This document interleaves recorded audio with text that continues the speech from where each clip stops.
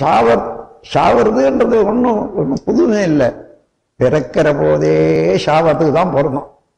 யாராலும் தடுக்க முடியுமா? இது மத்தியில எவ்வளவு நாள் இருக்கிறான்னா அதை வாழ்நாள்னு சொல்றோம்.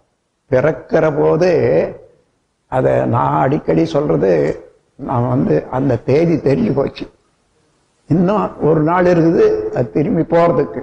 அப்போ எப்படி ரிட்டர்ன் டிக்கெட்ல டேட்டு போட்டு அனுப்புறாங்களோ அதே போல நமக்கு டேட்டு போட்டாச்சு. இது இல்லாதவங்க இல்லவே இல்லை. இது வரைக்கும் யாராயிலும் அந்த மாதிரி அந்த டேட்டை தவறி இருந்தாங்களா? இருக்க முடியாது. அதனால அதை ஒன்றும் பெருசா எடுக்க வேண்டாம். அது இறந்து போறதும் முடிஞ்சு போறதும் ஒன்றும் இது இல்லை.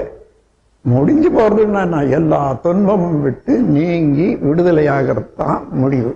அதனால அதை பற்றி யாரும் சங்கடப்பட வேண்டாம், வருத்தப்படவும் வேண்டாம்.